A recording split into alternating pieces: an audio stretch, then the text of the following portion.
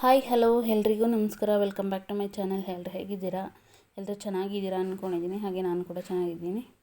ಇದು ಶನಿವಾರ ಮಾರ್ನಿಂಗು ಪೂಜೆ ಮಾಡೋದಕ್ಕೆ ಅಂತ ಹೇಳ್ಬಿಟ್ಟು, ಅಂದರೆ ಹುಡುಗರು ಪೂಜೆ ಮಾಡ್ತಿದ್ರು, ಸ್ನಾನ ಮಾಡಿ. ಅಂದರೆ ಹುಡುಗರಿಗಿಂತ ಹಸ್ಬೆಂಡ್ ಮಾಡ್ತಾರೆ ಇವಾಗ. ಹಸ್ಬೆಂಡು ಪೂಜೆ ಮಾಡ್ತಾರೆ ಅಂತ ಹೇಳ್ಬಿಟ್ಟು ಬಾಗಿಲೆಲ್ಲ ತೊಳೆದು ಕೊಡ್ತಾಯಿದ್ದೀನಿ ರಂಗೋಲಿ ಹಾಕಿ. ಹಾಗೆ ಯಾರೆಲ್ಲ ನಮ್ಮ ಚಾನೆಲ್ನ ಹೊಸ್ದಾಗಿ ನೋಡ್ತಾ ಇದ್ದೀರಾ, ಸೊ ಪ್ಲೀಸ್ ಸಬ್ಸ್ಕ್ರೈಬ್ ಮಾಡ್ಕೊಂಡು ನೋಡಿ. ವಿಡಿಯೋ ಇಷ್ಟ ಆಯಿತು ಅಂತ ಅಂದರೆ ಲೈಕ್ ಮಾಡಿ, ಕಮೆಂಟ್ ಮಾಡಿ, ಶೇರ್ ಮಾಡಿ. ಇವತ್ತು ಶನಿವಾರ ಮತ್ತು ನಮ್ಮದು ಸೂರ್ಯನ ಬಾಗಿಲಾಗಿರೋದ್ರಿಂದ ಸೂರ್ಯ ಹುಟ್ಟಿದ ತಕ್ಷಣ ಸೂರ್ಯನ ಬೆಳಕೆಲ್ಲ ಮನೆ ಒಳಗಡೆ ಬರುತ್ತೆ. ಇದೊಂಥರ ಪಾಸಿಟಿವ್ ವೈಬ್ಸ್ ಅಂತಲೇ ಹೇಳ್ಬೋದು. ಸೂರ್ಯನ ಬೆಳಕು ಮನೆ ಒಳಗಡೆ ಬಂದರೆ, ಅಂದರೆ ಮನೇಲಿ ಯಾವುದೇ ದುಷ್ಟಶಕ್ತಿ ಇದ್ದರೆ, ನೆಗೆಟಿವ್ ಎನರ್ಜಿ ಏನೇ ಇದ್ರೂ ಮನೆಯಿಂದ ಹೊರಗಡೆ ಹೋಗುತ್ತೆ ಅಂತ ಹೇಳ್ತಾರೆ. ಯಾಕಂದರೆ ಸೂರ್ಯನ ಕಿರಣ ಬೀಳಿದ ಸ್ಥಳನೇ ಇಲ್ಲ ಅಂತ ಹೇಳ್ತಾರೆ ಅಲ್ವಾ. ಹಾಗಾಗಿ ಸೂರ್ಯನ ಬೆಳಕು ಮನೆ ಒಳಗಡೆ ಬಿದ್ದರೆ ತುಂಬ ಒಳ್ಳೆಯದು. ನಾನಿವಾಗ ಬಾಗಿಲಿಗೆ ಎಲ್ಲ ತೊಳೆದು ಅರಶಿನ ಎಲ್ಲ ಹಚ್ಚಿ ರಂಗೋಲಿ ಹಾಕ್ತಾಯಿದ್ದೀನಿ. ಇವಾಗ ಟಿಫನ್ ಮಾಡಬೇಕು. ಬೆಳಗ್ಗೆ ಆಗಿರೋದ್ರಿಂದ ಮಕ್ಕಳಿಗೆ ತಿಂಡಿ ಮಾಡಿಕೊಡ್ಬೇಕು. ಹಾಗಾಗಿ ರಂಗೋಲಿ ಹಾಕ್ಬಿಟ್ಟು ತಿಂಡಿ ಮಾಡೋಣ ಅಂತ ಅಂದ್ಕೊಂಡಿದ್ದೀನಿ.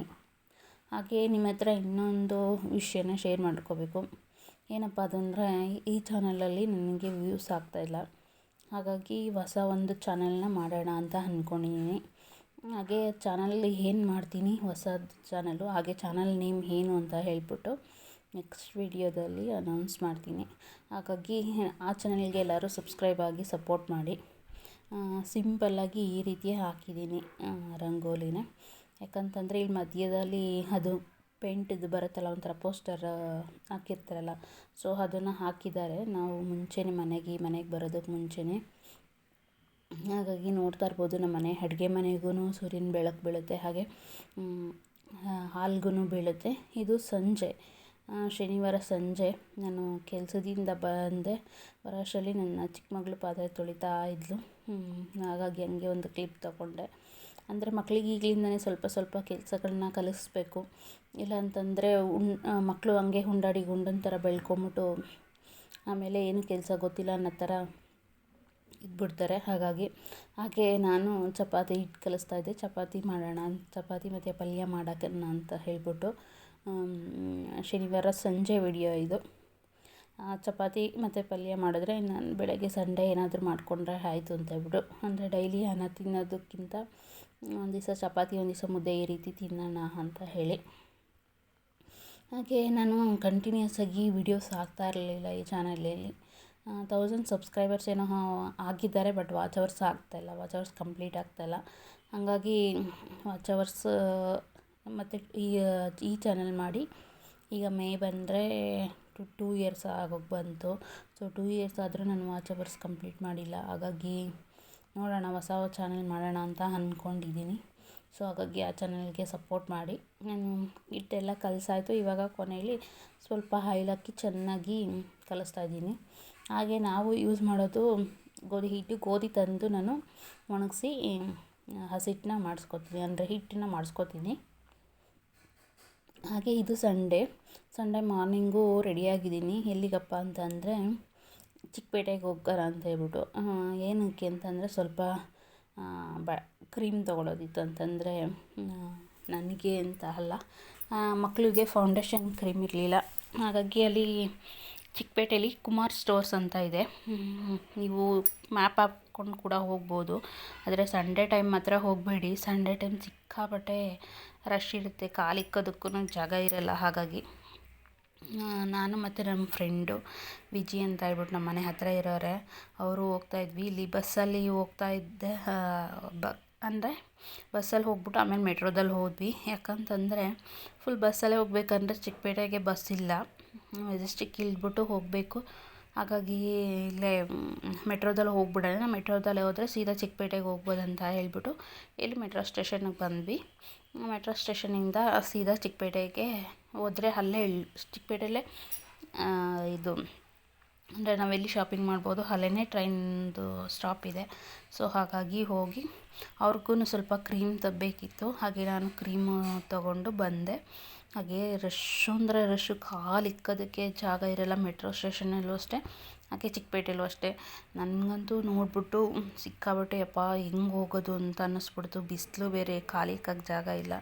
ಹಂಗೂ ಹೋಗಿ ಕ್ರೀಮ್ ಸ್ವಲ್ಪ ಬಟ್ಟೆ ಎಲ್ಲ ತೊಗೊಂಡು ಮಕ್ಕಳಿಗೆ ಬಂದೆ.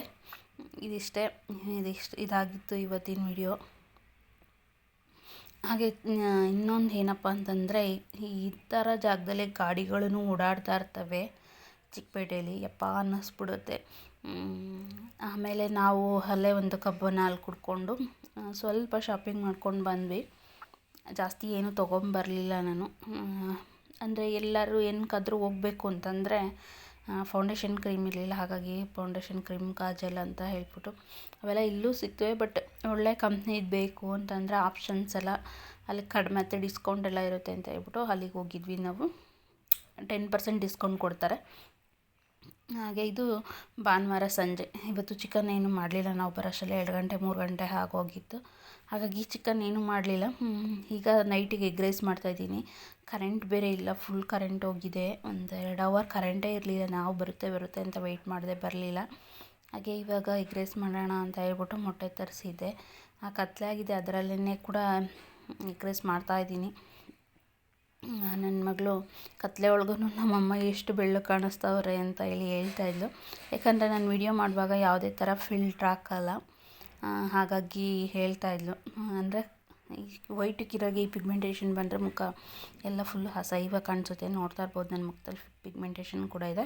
ಹಾಗೆ ಚೆನ್ನಾಗಿ ತಲೆಗೆ ಎಣ್ಣೆ ಹಚ್ಕೊಂಡಿದ್ದೆ ನನಗೆ, ಹಾಗೆ ಮಕ್ಕಳಿಗೆ. ಹಾಗೆ ಸಂಡೇ ಆಗಿರೋದ್ರಿಂದ ನಾಳೆ ತಲೆಗೆ ಸ್ನಾನ ಮಾಡಿದ್ರೆ ಸರಿ ಹೋಗುತ್ತೆ ಅಂತ ಹೇಳ್ಬಿಟ್ಟು ಹಾಗಾಗಿ ತಲೆನ ಎತ್ತಿ ಕಟ್ಟಿದ್ದೀನಿ. ಇವಾಗ ಎಗ್ ರೈಸ್ ಮಾಡೋದಕ್ಕೆ ಮೊಟ್ಟೆ ಎಲ್ಲ ಬೇಯಿಸ್ಕೊಂಡು ಕೊನೆಯಲ್ಲಿ ಅನ್ನ ಆಗಿ ಮಸಾಲೆ ಪುಡಿಗಳೇನೇನು ಇದ್ದಾವೆ ಎಲ್ಲ ಹಾಕಿ ಸ್ವಲ್ಪ ನಿಂಬೆ ರಸನ ಹಿಂಡ್ತಾಯಿದ್ದೀನಿ. ನಿಂಬೆ ರಸ ಹಿಂಡಿದ್ರೆ ಚೆನ್ನಾಗಿ ಬರುತ್ತೆ. ಕೆಲವರು ವೆನಿಗರ್ ಹಾಕ್ತಾರೆ. ಅಂದರೆ ನಾವು ರೋಡ್ ಸೈಡಲ್ಲೆಲ್ಲ ತೊಗೊಬರ್ತೀವಲ್ಲ, ಅವರು ವೆನಿಗರು, ಸಾಸ್ಗಳು ಎಲ್ಲ ಹಾಕ್ತಾರೆ. ನಾವು ವೆನಿಗರ್ ಬದಲು ನಿಂಬೆ ರಸ ಬಳಸ್ಬೋದು. ಹಾಗೆ ಸಾಸ್ಗಳು ಬೇಕು ಅಂತಂದರೆ ಹಾಕೋಬೋದು. ಬಟ್ ನಾನು ಹಾಕ್ಕೊಳ್ಳಲ್ಲ, ಯಾಕಂದರೆ ಈ ಸಾಸ್ ಹಾಕಿ ಮಾಡೋದ್ರಿಂದ ಅಷ್ಟಿಷ್ಟ ಆಗೋಲ್ಲ ನಮಗೆ. ಸೊ ನೋಡ್ತಾ ಇರ್ಬೋದು, ಕೊನೆಯಲ್ಲಿ ಎಗ್ ರೈಸು ಈ ರೀತಿ ಬಂದಿದೆ. ತುಂಬ ಟೇಸ್ಟಿಯಾಗಿ ಚೆನ್ನಾಗಿತ್ತು. ಸೇಮ್ ರೋಡ್ ಸೈಡಲ್ಲಿ ಮಾಡ್ತಾರಲ್ವ ಅದೇ ರೀತಿ ಇತ್ತು. ಆದರೆ ನಾನು ಆಯಿಲ್ ಸ್ವಲ್ಪ ಕಡಿಮೆ ಹಾಕಿದ್ದೀನಿ. ಟೇಸ್ಟ್ ತುಂಬ ಚೆನ್ನಾಗಿ ಬಂದಿತ್ತು. ಹಾಗೆ ಇದಾಗಿತ್ತು ಇವತ್ತಿನ ವ್ಲಾಗು. ಹಾಗೆ ಯಾರೆಲ್ಲ ನಮ್ಮ ಚಾನೆಲ್ನ ಹೊಸ್ದಾಗಿ ನೋಡ್ತಾ ಇದ್ದೀರಾ, ಸೊ ಪ್ಲೀಸ್ ಸಬ್ಸ್ಕ್ರೈಬ್ ಮಾಡ್ಕೊಂಡು ನೋಡಿ. ವಿಡಿಯೋ ಇಷ್ಟ ಆಯಿತು ಅಂತಂದರೆ ಲೈಕ್ ಮಾಡಿ, ಕಮೆಂಟ್ ಮಾಡಿ, ಶೇರ್ ಮಾಡಿ. ಹಾಗೆ ನೆಕ್ಸ್ಟ್ ವೀಡಿಯೋದಲ್ಲಿ ನನ್ನ ಹೊಸ ಚಾನಲ್ ನೇಮ್ ಏನು ಎತ್ತ ಎಲ್ಲ ಅನೌನ್ಸ್ ಮಾಡ್ತೀನಿ. ಪೂರ್ತಿ ವಿಡಿಯೋ ನೋಡಿದ್ದಕ್ಕೆ ಥ್ಯಾಂಕ್ ಯು.